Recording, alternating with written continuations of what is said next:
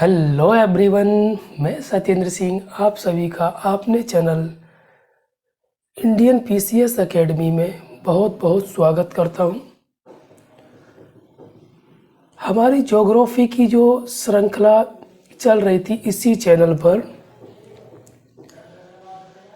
तो उसमें हमने पिछले वीडियोस में बहुत महत्वपूर्ण टॉपिक देखे और मैंने आपसे बोला भी था कि मैं जो पढ़ाता हूँ आपको उनको आप क्या करेंगे, एमसीक्यूज़ लगाएंगे, मेंस के हिसाब से उनकी हैंड राइटिंग करेंगे। अब पीछे के लिए बात के लिए आप बिल्कुल नहीं छोड़ेंगे। मैं कारण बताता हूँ कि अगर आप पीछे के लिए छोड़ दोगे फिर आपका कंटेंट एक साथ इकट्ठा हो जाएगा, फिर आप उसको कर नहीं पाओगे। फिर आप जैसे एक दिन में एक क्वेश्चन भी अगर आप लिखोगे ना, मैं कोई प्रैक्टिस नहीं करा रहा हूँ, मैं हैंड राइटिंग स्पीड की प्रैक्टिस नहीं करा रहा हूँ, मैं आपको यहाँ पर क्वेश्चन लिखाने की प्रैक्टिस की बोल रहा हूँ, कंटेंट याद करने की प्रैक्टिस बोल रहा हूँ मैं आपको, है ना। मैं एमसीक्यू लगाओ, क्वेश्चंस लिखो, एक क्वेश्चन दो क्वेश्चन रोज़ लिखो।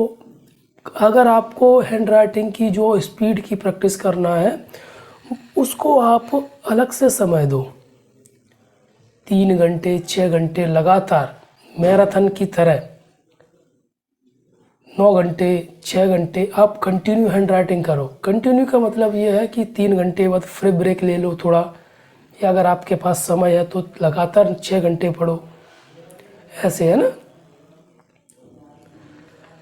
तो कृषि में थोड़ा ये इम्पोर्टेंट टॉपिक भी है, हमारे सभी जितने भी एग्ज़ाम्स हम अगर देंगे तो मैं आपको बता दूं कि जो हम इस चैनल पर जो भी पढ़ रहे हैं, जैसे जो जीएस अभी पढ़ रहा है, ज्योग्राफी पढ़ रहा है, वो जितने भी कॉम्पिटिटिव एग्ज़ाम होते हैं जैसे पीएससी हो गया, यूपीएससी, रेलवे, ठीक है, आईबी, जो भी एग्ज़ाम आप देते हैं, कोई भी एग्ज़ाम, एसएससी, कोई भी एग्ज़ाम आपके मन में आता है जहाँ पर ज्योग्राफी आपके सिलेबस में है, भूगोल सिलेबस में है, आप ये क्लास बेझिझक, बिना किसी डर के, बिना किसी दुविधा के आप ये क्लास ले सकते हैं। मैं जो यहाँ पर क्लास लेता हूँ उसी कंटेंट को अपने टेलीग्राम चैनल इसी नाम से इंडियन पीसीएस एकेडमी करके जो हमारा चैनल है उस पर आप जाकर कंटेंट को पूरे को डाउनलोड करके प्रिंट करा के आप अपने नोट्स के रूप में रख सकते हैं। मैं कोई भी ज़्यादा लोड आपके ऊपर नहीं देना चाहता हूँ कि आप यहाँ से लिखिए ही लिखिए, तो आप वहाँ से जाकर प्रिंट भी करा सकते हैं। आपकी मार्केट में जैसे मैं अपने यहाँ का जो बताता हूँ, जैसे मध्य प्रदेश के ग्वालियर का निवासी हूँ, तो यहाँ पे मैं बताता हूँ आपको कि जो एक पेज यानी दोनों साइड का, एक पेज इधर एक पेज दूसरे साइड का, तो इसका जो भी पैसा लगता है दोनों साइड का 1 रुपया लगता है। यानी एक साइड का, जैसे पीडीएफ में जो पेज होते हैं तो एक पेज का 50 पैसा लगता है, ठीक है। उसी अनुसार मैं आपको बोल रहा हूँ कि अगर आप दोनों साइड कराओगे तो 1 रुपया लगेगा। अगर आपकी पीडीएफ में मान लो 200 पेज है तो आपके हमारे यहाँ पर 100 रुपये लगेंगे। तो मेरे हिसाब से ये इतना ज़्यादा कॉस्टली नहीं है, प्रिंट कराने की बोल रहा हूँ, ठीक है। तो पिछले वीडियो में हमने क्या देखा था, इसी टॉपिक, इसी सब पशुपालन कृषि के टॉपिक में हमने पिछले वीडियो में देखा था जो समुद्री शैवाल होते हैं उसको समझा था। समुद्री शैवाल के क्या क्या लाभ होते हैं, समुद्री शैवाल किसे कहते हैं, समुद्री शैवाल कहाँ कहाँ पाए जाते हैं, ये हमारा अगर मेंस में क्वेश्चन आए तो वहाँ से भी हम कर सकते हैं, प्री में आए तो भी हम वहीं से कर सकते हैं, ठीक है। आज हमारा टॉपिक अगला रहेगा। चलते हम आज के अपने टॉपिक की तरफ। मैंने पिछली वीडियो में क्या बोला था, मैं सेपरेट वीडियो बनाऊंगा टॉपिक वाइज टॉपिक। पिछली बार मैंने समुद्री शैवाल पे बनाया था, क्योंकि ये मैंने इसलिए बनाया क्योंकि ये जो टॉपिक है वो डीप में मैं करा रहा हूँ, तो बेसिक यानी पर्टिकुलर मैं टॉपिक के हिसाब से वीडियो बनाऊंगा तो मेरे हिसाब से सही रहेगा वो, ठीक है। मेरे हिसाब से मतलब मैं भी मानता हूँ कि आप लोगों के लिए वो कंफर्टेबल रहेगा पढ़ने में, याद करने में, ओके।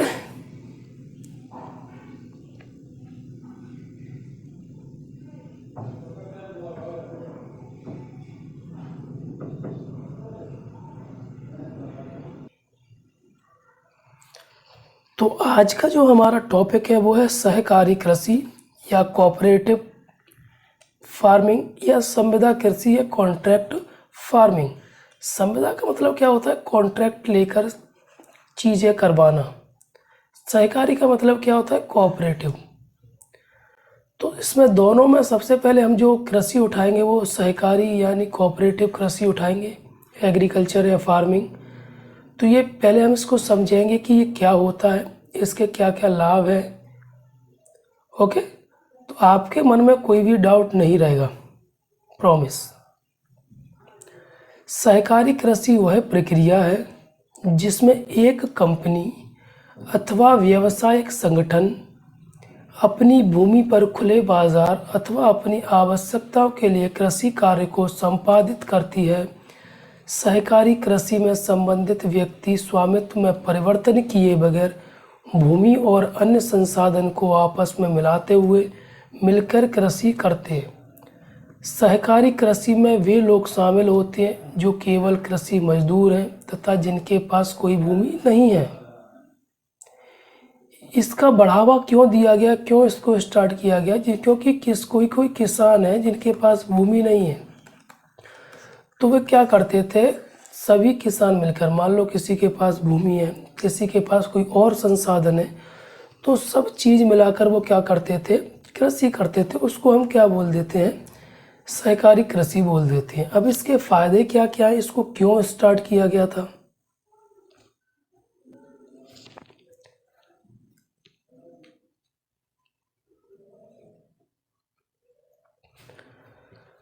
इसके फायदे, बेनिफिट्स।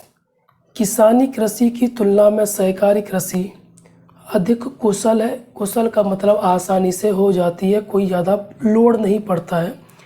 सहकारी कृषि से कृषि क्षेत्र में निवेश, उत्पादन एवं आय में बढ़ोतरी होती है क्योंकि यहाँ पर एक से ज़्यादा लोग करते हैं। सहकारी कृषि से निर्यात को बढ़ावा मिलता है।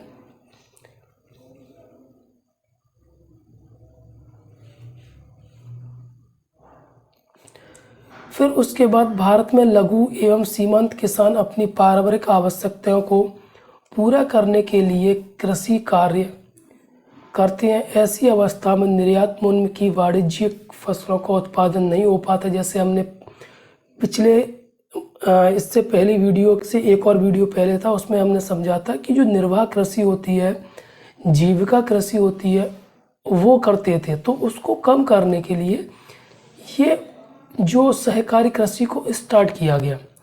कृषि के लिए भारी मात्रा में निवेश की आवश्यकता होती है जो बड़ी कंपनियां ही कर सकती हैं। विदेशी कंपनियों को भूमि खरीदने और उस पर कृषि कार्य के लिए अनुमति देने से बागवानी, खाद्य प्रसंस्करण आदि में पर्याप्त मात्रा में पूंजी और तकनीकी उपलब्ध कराया जा सकता है।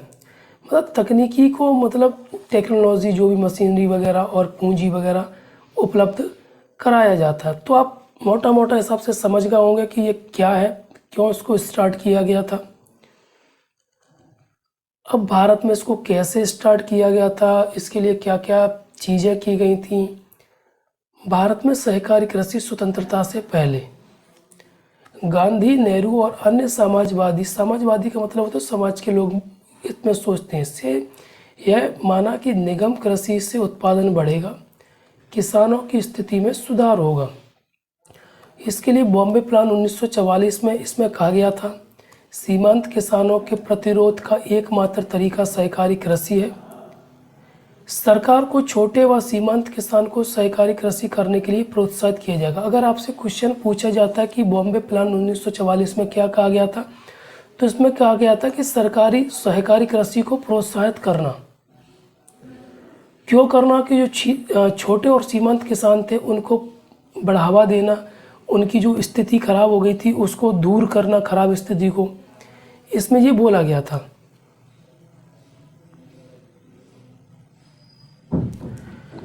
फिर अगला क्या है? सहकारी योजना समिति 1945 कृषि उत्पादन को बढ़ाने के लिए बड़े स्तर पर खेती करना, अर्थात सहकारी कृषि करना ही एकमात्र तरीका है।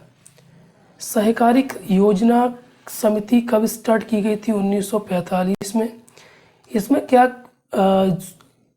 था? कृषि उत्पादन को बढ़ाने के लिए बड़े स्तर पर खेती करना, अर्थात सहकारी कृषि करना ही एकमात्र तरीका है। मतलब सीधी बात है, सहकारी कृषि को बढ़ाने के लिए। उसके बाद जो हमारा अगला टॉपिक है वो क्या है, संविदा कृषि क्या होती है, संविदा कृषि के लाभ क्या होते हैं, वो हम यहाँ पर समझेंगे। संविदा कृषि के अंतर्गत कृषक एक समझौते के अंतर्गत किसी कृषि विपणन, या विपणन का मतलब होता है मार्केटिंग या आपूर्ति कंपनी के लिए उत्पादन करता है। मतलब यहाँ पर जो किसान होता है वो खुद के लिए नहीं करता है, कोई कंपनी होती है कॉन्ट्रैक्ट बेस्ड, कि वो कॉन्ट्रैक्ट देते हैं कि आपको कृषि करना है और हमें इतना रिटर्न देना है। इससे फ़ायदा क्या होता है, क्योंकि जिन किसानों के पास कुछ भी नहीं है करने के लिए, नथिंग, तो उनको अगर ये संविदा कृषि फ़ायदा कर रही है, कुछ ना कुछ तो लाभ दे रही होगी, या आप उनको अनाज दे रही होगी या उनको धन दे रही होगी, तो उससे किसानों का लाभ है। संविदा कृषि के अंतर्गत कृषक पूर्व निर्धारित गुणवत्ता वाले उत्पादों को संबंधित कंपनी को एक निश्चित समय अवधि में उपलब्ध करवाता है। संविदा कृषि के मामले में संबंधित कंपनियां कृषकों को कृषि आगत उपलब्ध कराने, तकनीकी सलाह देने, परिवहन की सुविधा देने आदि के माध्यम से सहायता देती है। ठीक है, अब इसके लाभ क्या क्या है संविदा कृषि के। संविदा कृषि व्यावसायिक फर्मों, किसानों दोनों के हितों के लिए अनुकूल है। संविदा कृषि जो भूमिहीन किसान होते हैं उनको लाभ देती है। ठीक है, यह कृषकों को भूमिहीन नहीं रहने देगा। कृषि मजदूरों को बेरोजगारी को दूर करेगा। कृषि आगतों को सुनिश्चित आपूर्ति, तकनीकी ज्ञान, अंतर्राष्ट्रीय बाजारों तक पहुंच सुनिश्चित कराएगा। पर्यावरणीय टिकाऊपन की दृष्टि से भी एक अधिक उपयोगी है। इसके माध्यम से कृषि व्यवसाय को मुनाफे की, देखो सीधी बात यह है कि इसमें क्या क्या मुनाफे हैं उनको आपको कर लेना है। ये प्री में नहीं पूछा जाएगा, लेकिन ये पेमेंट्स के पॉइंट ऑफ व्यू से महत्वपूर्ण है। ओके, तो ये क्या होती है, कृषि क्या होती है, संविदा कृषि क्या होती है और सहकारी कृषि क्या होती है, उसको हमने यहाँ पर समझा। इसको मैं एक बार थोड़ा फिर से रिपीट कर देता हूँ, है ना।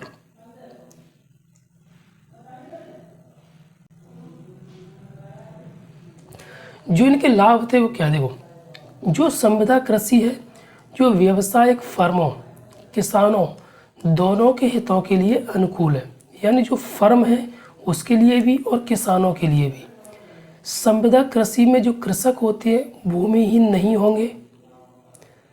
कृषि मजदूरों को बेरोजगारी की जो दर है या बेरोजगारी को दूर करेगा।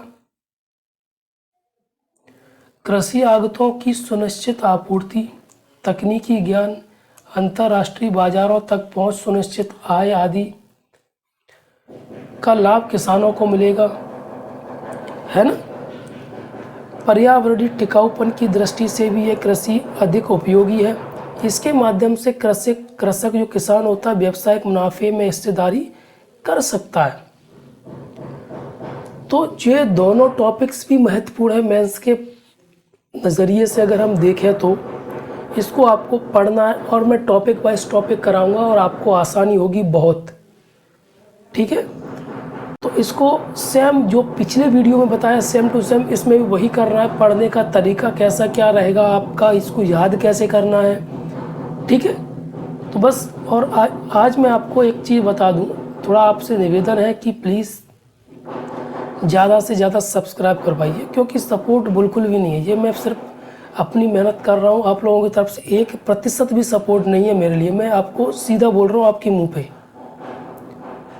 ठीक है, अगर कोई कमी है तो आप बता सकते हैं, कमेंट कर सकते हैं। कमी नहीं है तो फिर तो आप गलत कर रहे हो। ठीक है, थैंक यू।